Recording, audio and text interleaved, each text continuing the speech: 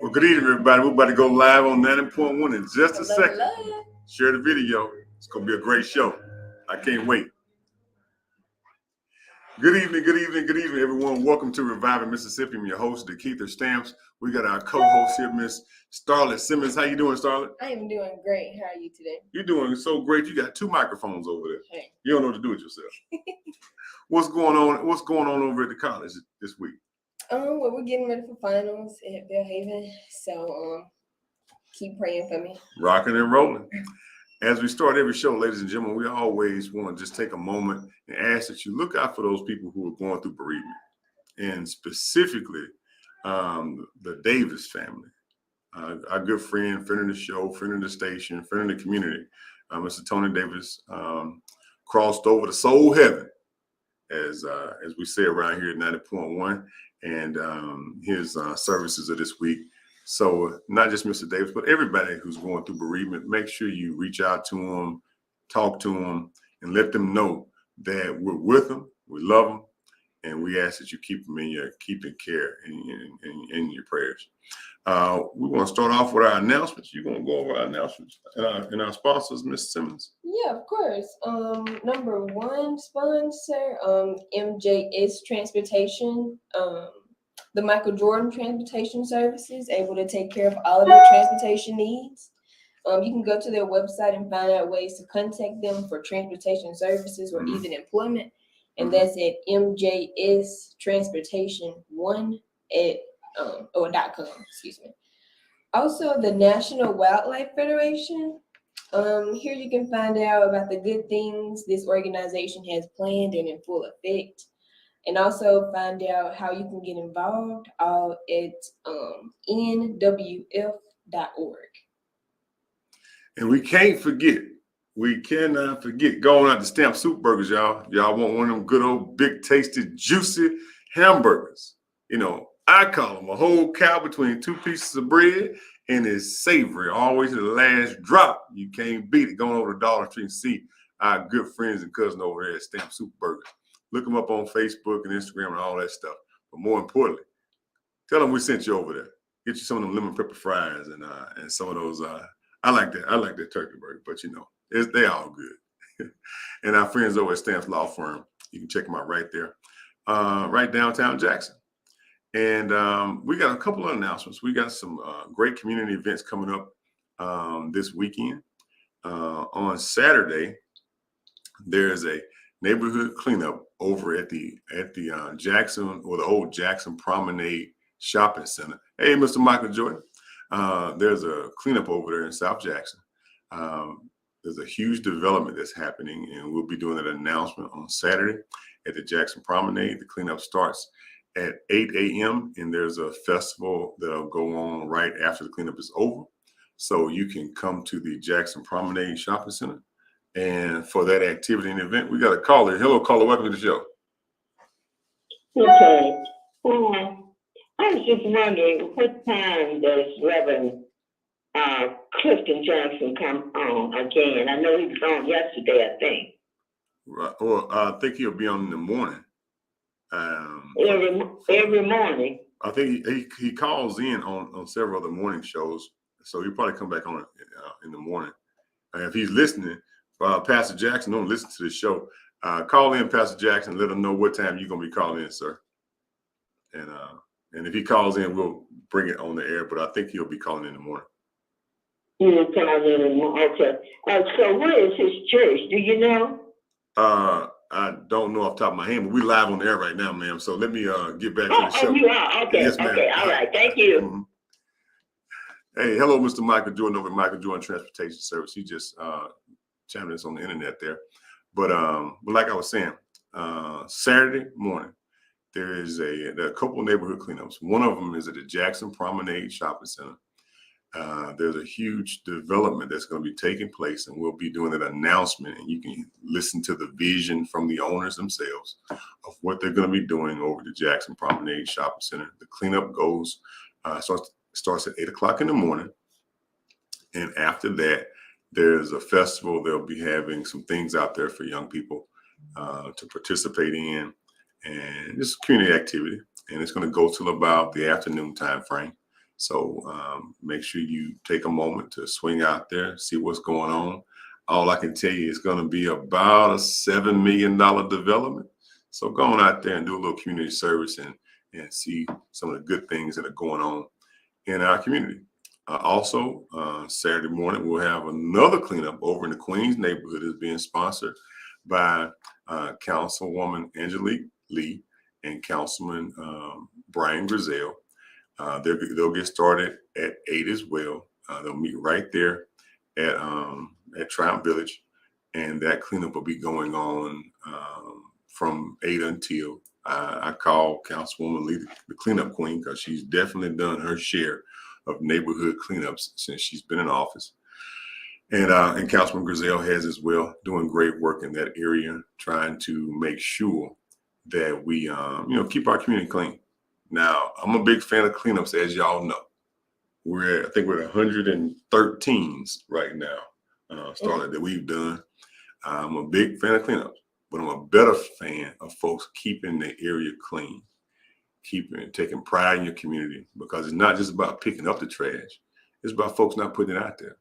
So if you're in those areas or any area and you want to do a cleanup, let's make sure you reach out to Keep Jackson Beautiful or your council person or me. And we always help facilitate those kinds of activities. But the best activity is not to put the trash down in the first place. And the next announcement, it'll come back to me. I left my paper in the other room. Pray for me. Yeah.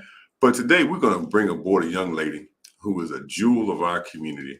And she has been working hard for a long time to uplift the community when it comes to birthing and when it comes to health care for our pregnant moms and just women, period.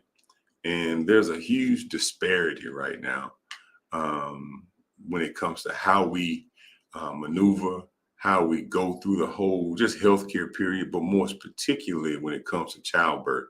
And I want to take a moment to bring up Ms. Getty Israel. How you doing, Getty? Hi, sir. How are you? I'm doing well. You look gorgeous. I combed my hair for your show. I appreciate it. I appreciate it, dear. I know over here we run a tight ship over here at 90.1. But when you called earlier, I was like, you know what? I can make some space right now to have this discussion. And you're a right now kind of person. Yes, I am. I said, I told Starlette, I said, you know what? We're gonna edge some things around, and we'll make a space right now for this conversation, because it's one of those conversations that we don't have enough, and we do have it is incomplete. And first off, tell our listening audience a little bit about yourself and the work that you do. Well, thanks for the opportunity. First of all, so who am I? I'm the CEO and founder of Sisters in Birth, which is a clinic in Jackson. It's a midwifery clinic. We specialize in midwifery care, meaning we use a midwife. And we also are a community health organization, which means we use community health workers to provide non-medical services. We've been doing the work since 2015, but we've been an organization recognized by the IRS since 2016.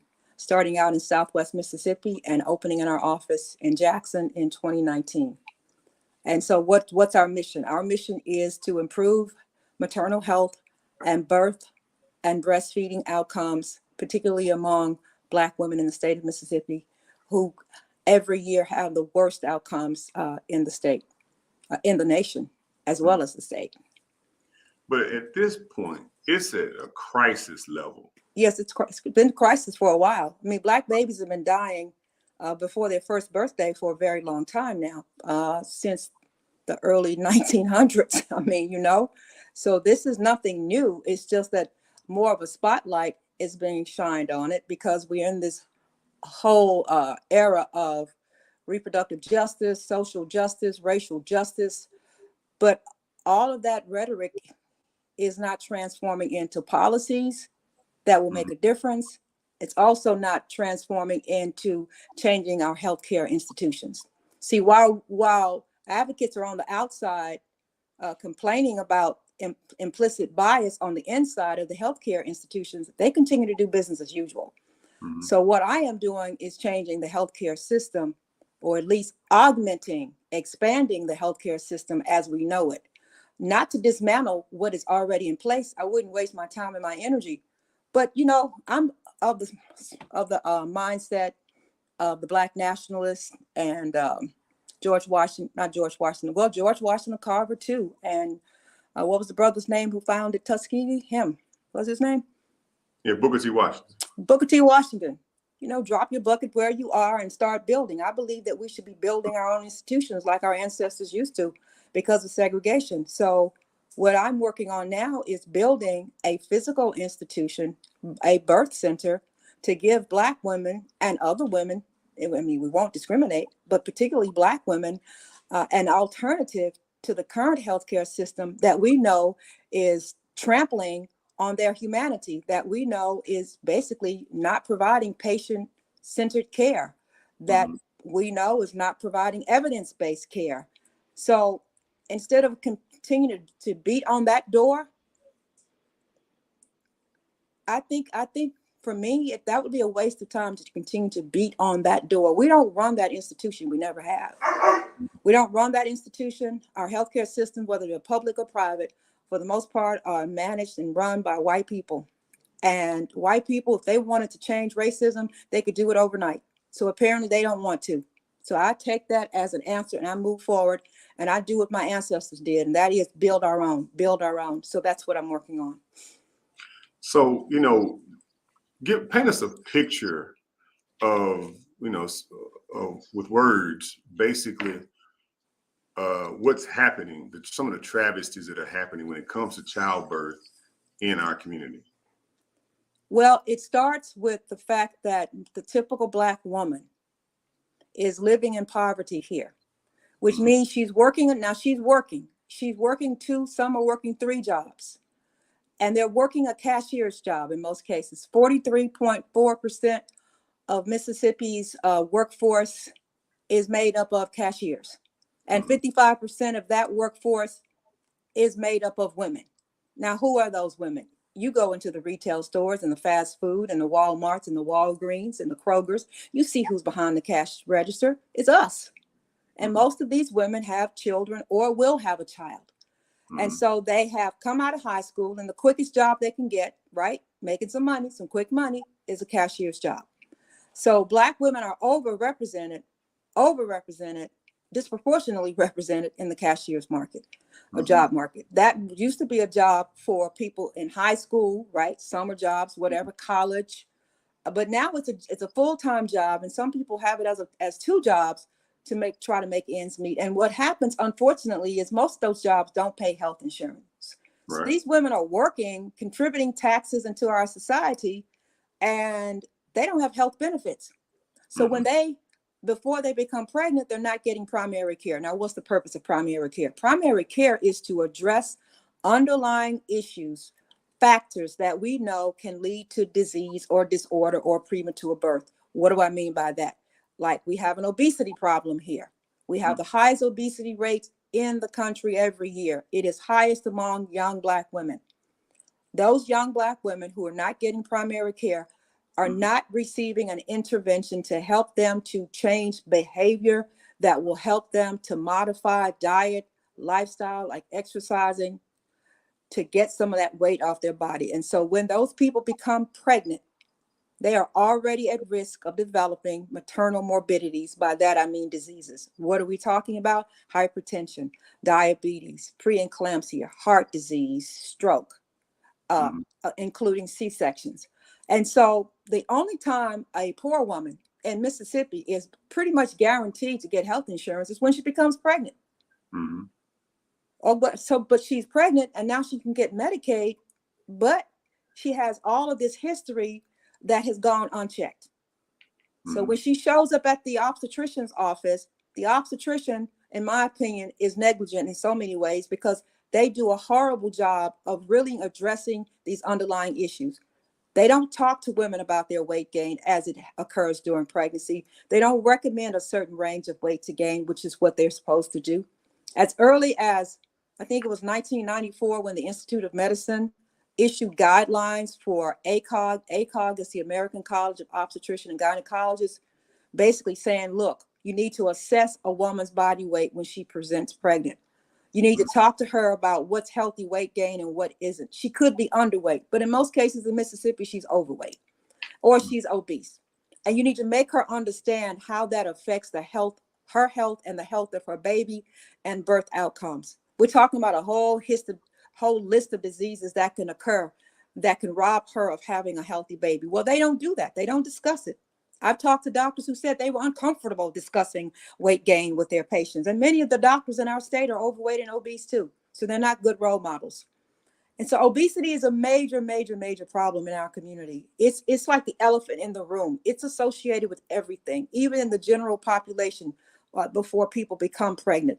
Black women have the highest rate of diabetes. Black women got the highest rate of hypertension. Black women got the highest rate of cancer, and the most aggressive forms of breast cancer strike Black women. Why is that? It's not because we're Black. It's because we have too much weight on our bodies.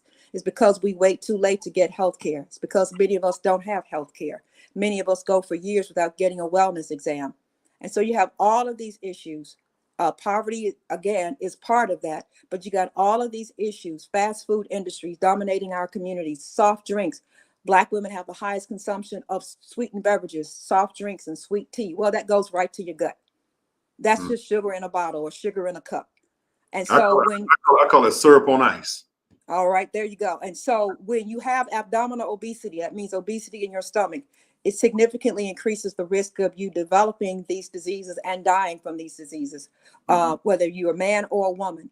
And so we have all of these risk factors, and we got a whole population of doctors that behave like it's not going on. I mean, the only thing doctors want to do is write a prescription. 75% of the time, when a person goes into a doctor's office in this country, he or she's going to come out with a drug prescription. It is so easy to write a prescription, but it's not feasible to write one. It's not feasible to put a person on a drug medication for a disease that person could very well prevent or reverse. We know that we can reverse diabetes. Research has been showing this for years. We know we can reverse heart disease. Research has shown this for years.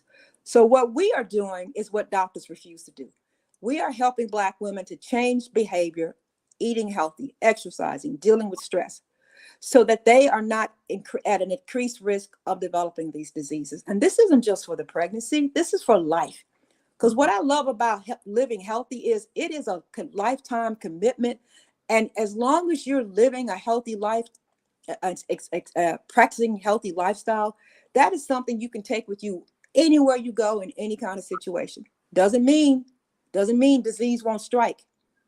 It doesn't mean that you won't die. It simply means that you significantly reduce the chance of these things happening. And when we help people to have a healthy body weight, they feel better all over. They feel that the stress is less, they sleep better, they're not constipated, they have less complications if they have another disorder. You remember COVID. We lost over 60 women, I think they were all Black, pregnant women to COVID between 2020 and 2021. None of those women have been vaccinated. And most of those, if not all of those women, ended up dying at UMC. And they all had emergency C-sections, and the babies were born extremely prematurely. Now, how long would those babies be in the ICU? Who's going to pay for those babies being in the ICU? You and I are, taxpayers are. I guarantee you those were Medicaid moms. Medicaid covers 65% of the births in this state. And most of the Medicaid moms are Black moms. And most of those moms who died were Black. And the main reason why Black women who are pregnant have had the worst complications from COVID is because of obesity. And so this birthing center we're planning to open, the purpose of the birthing center, it's a birth and wellness center, is to give women, and particularly Black women, an opportunity to receive holistic care. And by that, I mean treating the whole person, not medicating people, not performing C-sections, but helping women to create a lifestyle change that will follow them and their children throughout their lives. They'll be able to get preconception care before they get pregnant, primary care when they're pregnant, prenatal care. We will be able to deliver the babies. will be able to provide postpartum care and reduce maternal mortality, which is one of the highest rates in the country. They'll get breastfeeding support, home visitation, telemedicine, supplementation, nutritional counseling, exercise. We will include a fitness room for fitness and childbirth education. It will be run by midwives who have a tradition of a rich tradition in our state, going back to the early 1900s, of taking care of Black women who were pregnant and helping them to deliver their babies. They got put out of business by the healthcare system run by doctors, particularly white male doctors. And it wasn't until the federal government decided to put money into hospitals, to modernize hospitals and to expand hospitals, that these very racist institutions that our tax dollars were paying for were forced to open up and allow Black people to come in and get health care from the hospitals. So they had to take, in order to take the federal dollars, they had to remove Jim Crow from their policies. And so more and more Black women started going into the hospital. Now, we'll say this, there were some benefits from that, but overall, Black babies were still dying at a higher rate than white babies. Black babies were still being born prematurely at a higher rate than white babies. So overall, the healthcare system to some degree has helped, but the modernization of the healthcare system, again, has left the person behind. You're just a number going through a system. They want you in and out as quickly as possible. And if that means inducing you by using a synthetic drug to induce you, they will induce you. And Black women have the highest induction rate. And a lot of times those inductions lead to C-sections. We have the highest C-section rates. We've had it since the mid 1990s. So Mm-hmm. hold on one second, Giddy. Pull back just a second. And that's a piece right there that I've been talking to since we spoke a couple weeks ago. Well, a couple months ago, first off, when I toured the facility. That was last year. Yeah, that was last fall. When we opened, yeah. Yeah, it was when you were there. And I've been talking to people, and I've been just casual conversation, and people talk about how many people are having C-sections. So talk about that C-section process and the profit motives that are in place.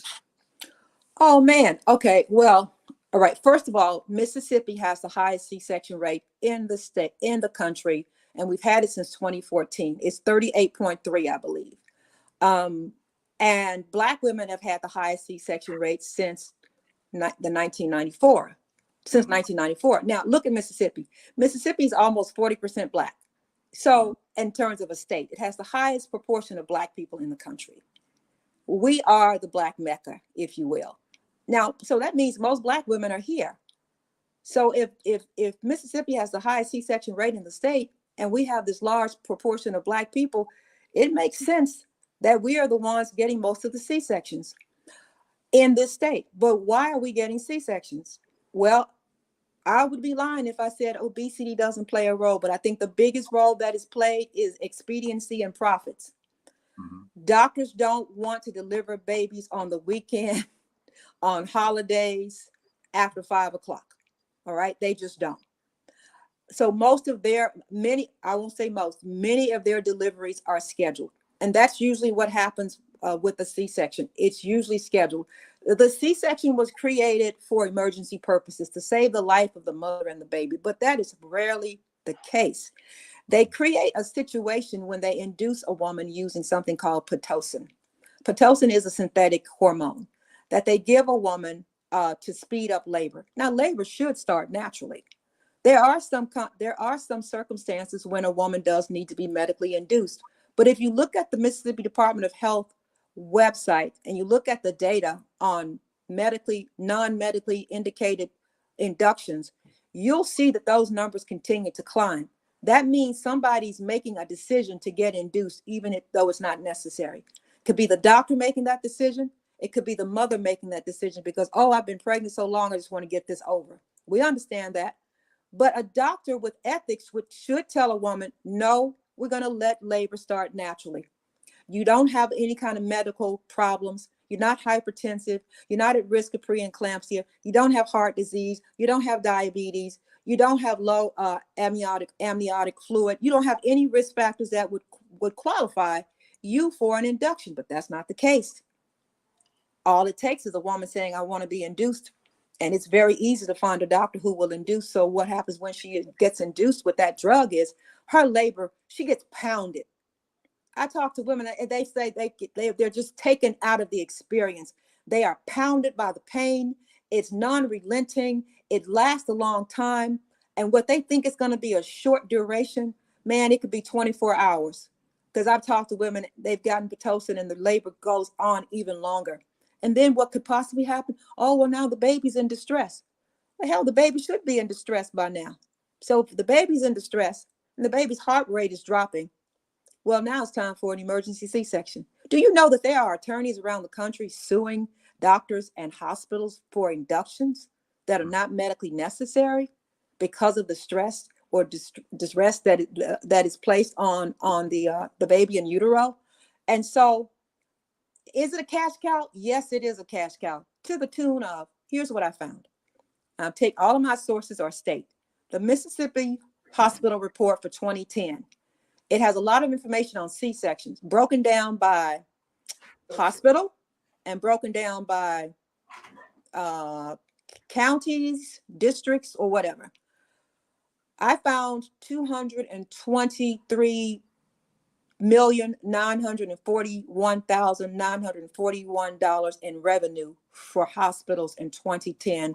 The C-section was the number one surgery. Now jump to 2018.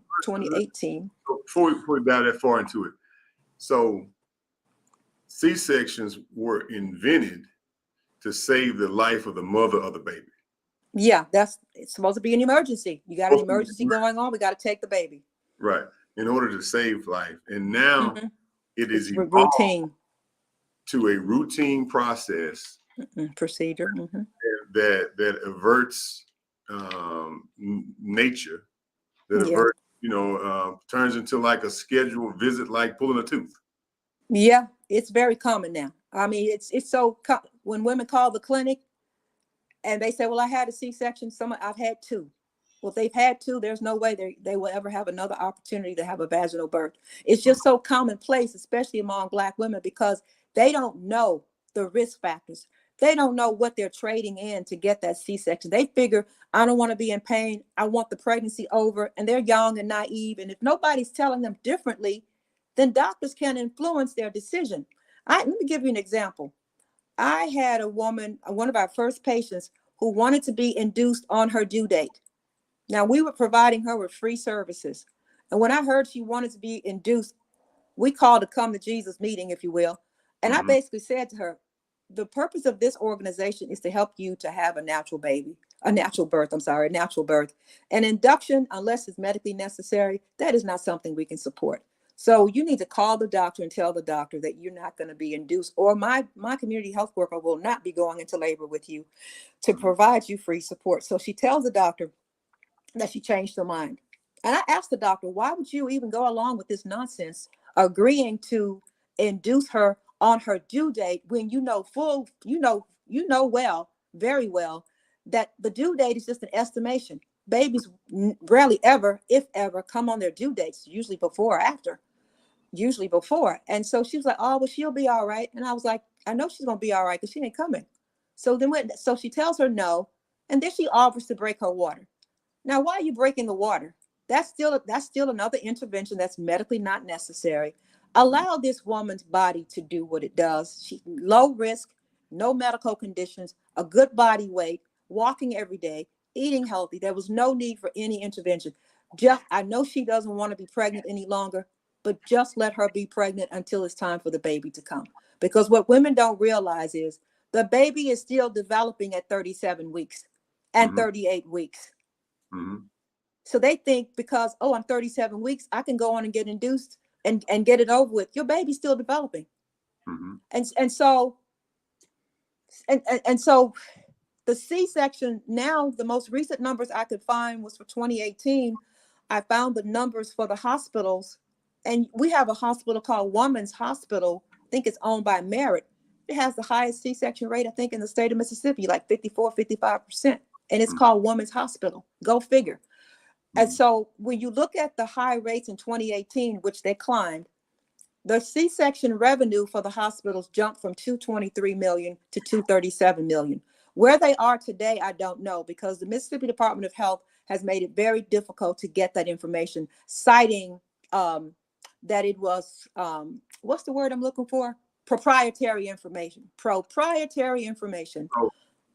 So let's kind of dial it into the solution in Okay.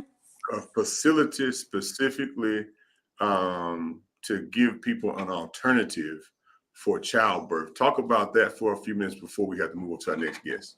All right. It's simple. All the research shows that midwives reduce birth disparities because of the type of care they provide. Mhm. And so midwives are not able to work in Mississippi because they're not allowed to work in hospitals where they should be allowed to work. So if a midwife is not delivering at home in a home birth, and we only have a handful that do that, the only place she can really work and practice her full scope is in a birthing center. And so I worked with the state in 2020 to change regulations so it would make it easier to start a birth center. I decided to start a birth center or build a birth center so the midwives would have a place where they could freely work from, again, primary care to postpartum care. So we're going to build a 7,000 square foot birth center that will look just like a house. It will be home away from home, where a woman can come and get all the all the care that she needs. And we're going to build it in Hinds County, and we're hoping that we'll be able to build it this year.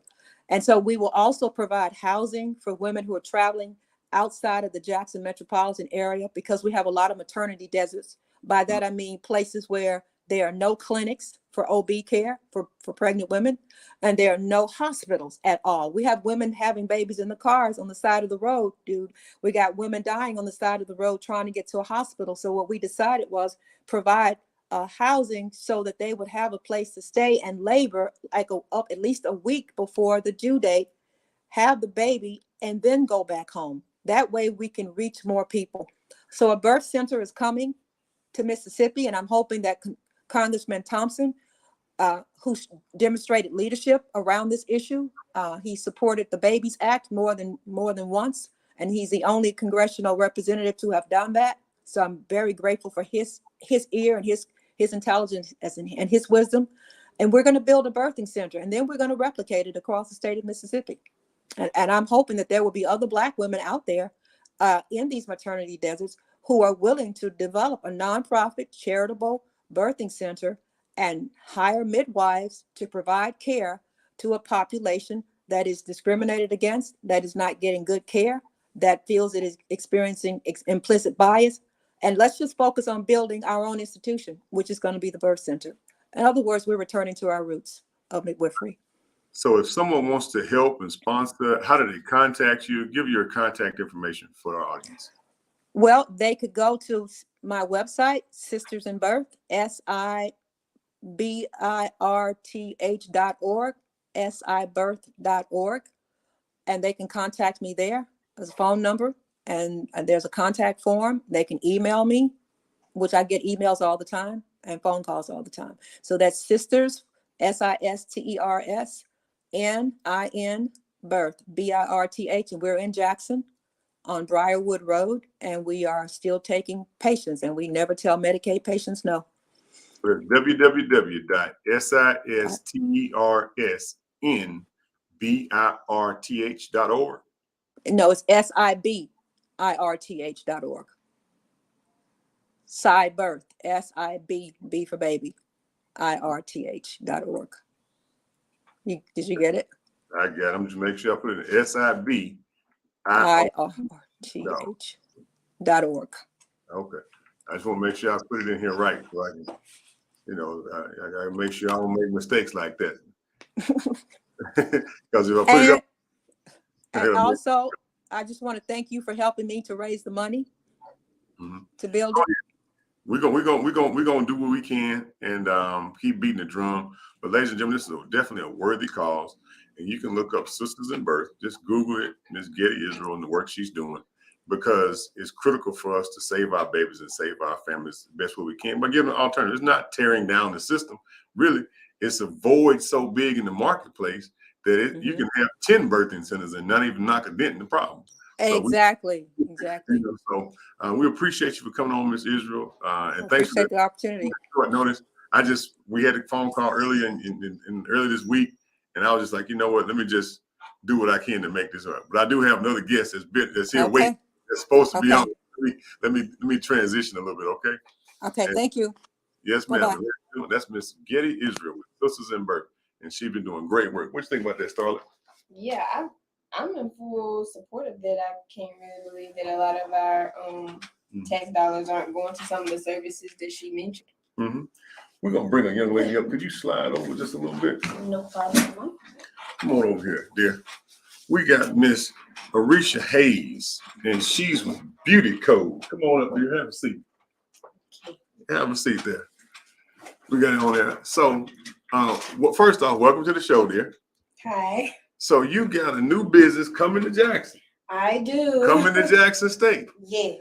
So Jackson tell us a State little bit University. about yourself first, and then we'll talk about your business. Okay, I'm Iresha. I was born and raised here.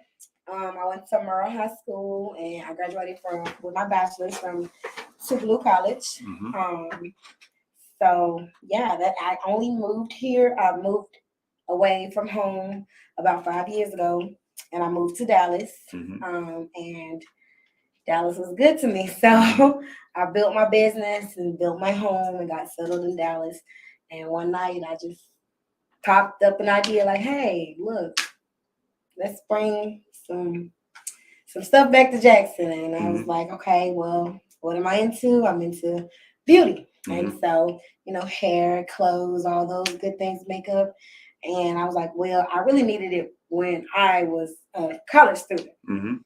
And so that's what we're doing. So Jackson State allowed me to, partner with them and be on campus. I'm right there at One University Place. And the name of the new business is called Beauty Code. So you can get your bundles, your wigs, very high quality. You can get your outfits, your accessories, everything beauty. You can get it there at Beauty Code. Correct. So let me dial back a little bit. Okay. Because you're being modest. Talk a little bit about some of the things that you've been able to achieve since you moved to Dallas. Because you have several businesses. You don't have just one business. Do. You have several businesses. So take a moment to just let folks know what Mississippi's Own has done since you've left Mississippi. Okay, so of course my major was education, so I taught in Dallas for a little bit, taught at DISD. I went on to get my master's in curriculum and instruction, and so I actually helped write the curriculum that DISD currently uses. I served on the board. And after teaching English for a little bit, I got passed up for a position and it kind of teed me off. And so that prompted me to open my own preschool. And so now I own 4 daycares across DFW. It's called Lighthouse Academy and Little Texans. I own both of them. We also have a Houston location in Pasadena now. So that location is called Kids First of Pasadena, and it's located at 2722 Pasadena Boulevard. So you own daycare, you own schools. I do. In Dallas and Houston. Correct. All right. And I also own a shop in Dallas. So it's Beauty Code Dallas. So I own the shop also. So now we are bringing the shop here to Jackson. All right. And so, and you're also looking at another operation in Alcorn or in Loma, Mississippi at all. Oh, yes. So Alcorn gave us the approval and they said, hey, we love it. So. It's amazing to me that when you spread your wings and you're not afraid and you have a little courage, because it takes courage. Yeah. It takes courage. But when you do it, God bless you. Yeah, definitely. I give God all the glory. I would not be where I am today without God. I never thought, a small time girl from Mississippi would grow. Last year, and taxes are public information, I cleared about $775,000. Wow. So you profited $750,000 by listening to the spirit inside you and saying, you know what? I can do it. Little bit by little bit. You didn't start off like that. You started off as an education major. Right. And you started off teaching. And then somebody had the audacity to make me mad. To make you mad and say, you know what? You can't have this job. Yeah. And sometimes, you know, sometimes what we think is a travesty is a blessing. Because if they gave you that job, you probably still would have been been there. You there. still have been there. Yeah. Right? Yeah. But now you're free. What does it feel like to be free? Oh, Huh? I don't say no alarm no more. Oh, it feels so good. Feel good to be free, right? Yes. So what's the responsibility of every free person? You know, heavy is the head that wears the crown. So. To go help somebody else? Yes, you pay it forward. All right. So if somebody wants to, first off, I'm a firm believer that if you want to be successful, you got to be around other successful people. Correct. And just like folks are going to school at Jackson State to learn business, learn things, really, they could come work for you and learn themselves. They could. They could, right? Absolutely. So if somebody wants to go into your work study program at Jackson State, okay. how do they do it?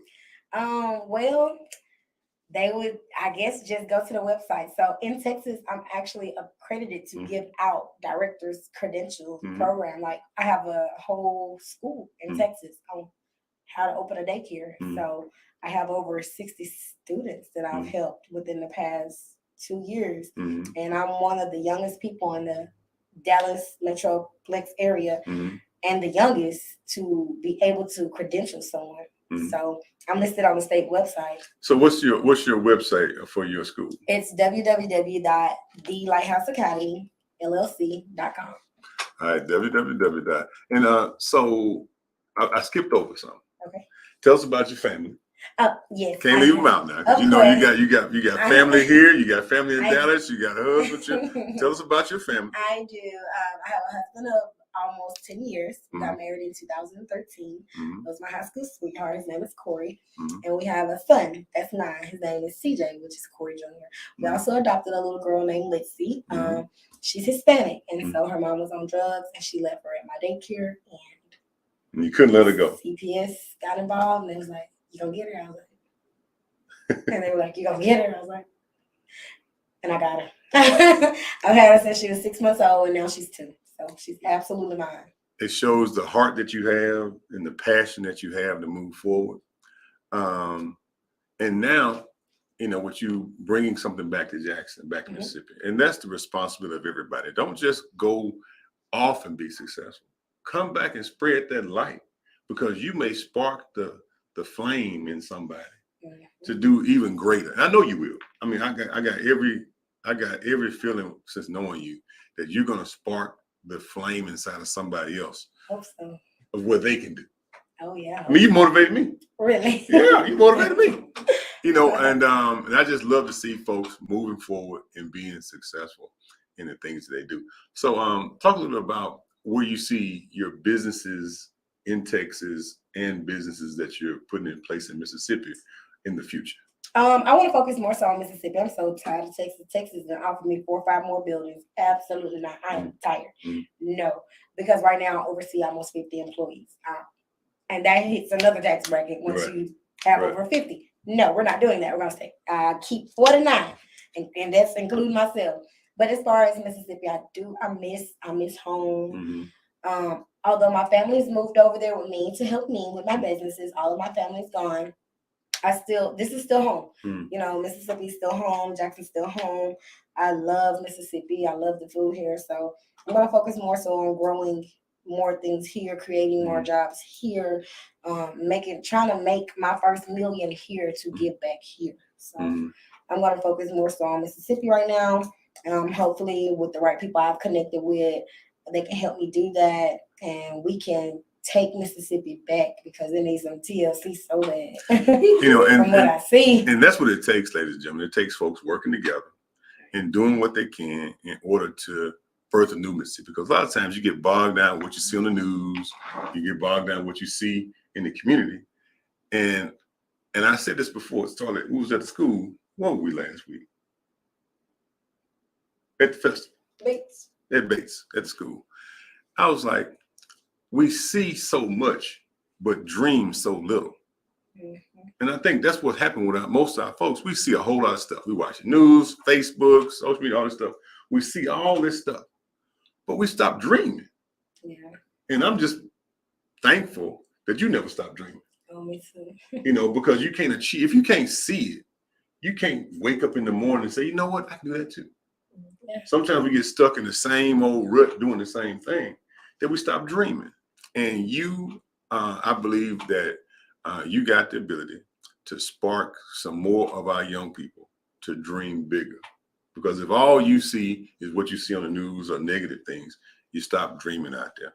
So tell us one more time how to get in touch with you, because people at this point, you should be, if you're paying for tuition out there, you should be paying your child to go learn under folks like this who are out there doing it. Yeah. That's just my opinion. I agree. That's just my opinion. So give folks contact information one more time, how they can contact you. And you'll be opening up in the next couple of months. You'll be off and running. Yes, I absolutely will. You can contact me at www.thelighthousecademyllc.com. You can sign up for classes under there. You'll have everything under there. I also have a business line. I have a phone dedicated just for my students, just for people that want to learn. And that phone number is 214. Hold on one second. The Lighthouse Academy. TheLighthouseAcademyllc.com. Okay, go ahead. My assistant may pick it up. I may pick it up. Never know. But I do have a phone number dedicated just for business. Mm-hmm. And that phone number is 214-326-2288. That is not my personal number. Please do not use it for personal. All right. 1-214-326-2288. Got it. All right. I'll make sure I put it down here right, because once it's gone, it's gone. It's gone. It's gone. So, ladies and gentlemen, if you're watching on Facebook or if you're watching listening on the radio, make sure you reach out, because you got somebody here who is striving, who is achieving, and who is, more importantly, reaching back to help folks. Serious folks only. Mm-hmm. Don't just call with just low-level conversations. If you're serious about wanting to get involved in a process, or you can in turn, show yourself approved over a few years working with somebody like this, then you get a partner. I was watching a documentary yesterday, and it said that it was a commercial. Most of the people who own Domino's were former Domino's workers. Yeah. So you could have Lighthouse Academy folks that come through your process, and y'all in turn build a relationship, and you partner and do something else. Yeah, I have 6 franchisees. 6 of them. See that? She got 6 franchisees already. Mm-hmm. So she has the model in place to do that on the education side, but on the beauty side as well. Because not only should we be doing the hair, we should be the suppliers, not just the buyers of it. We should be the suppliers of these things. So thanks for what you do. Yeah. She won't be a stranger to the show. We'll have her back on as many times as possible. You got any parting words before we get up there? I don't. Thank y'all for having me. I'm happy to be here. I'll come back anytime. Sure. While I'm here. All right, well, and we'll pipe you in virtually when you're not here. Okay. So this is Miss Iresha Hayes, and she's the owner of the Lighthouse Academy, LLC, and Beauty Code, LLC here in Jackson and in Dallas. So numbers on the screen, y'all can definitely go check out. You can go to www.thelighthouseacademyllc.com or call 1-214-326-2288. Starlette, you got any parting words before we get off there? This is great. I think I'm gonna come get some of those bundles from Beauty Code. How about this? You got any other comments, Starlette? Oh no, this is great. I really appreciate the Miss Getting for coming on about the sister and bird. We gotta keep talking about it. We got to keep talking about it. So, ladies and gentlemen, as we always say, we just appreciate everyone here at WMPR 90.1. We got several cleanups going on this weekend at Jackson Promenade and over in the Queens. And make sure you check out our sponsors. Mr. Micheal Jordan, Micheal Jordan Transportation Service. You can go to www.mjstransportation1.com for your transportation needs. They service all over. So make sure you go check out Mr. Micheal Jordan, Micheal Jordan Transportation Service, and our friends over at SuperBurgers. Go in and get you a whole cow between 2 pieces of bread. It's juicy to the last drop.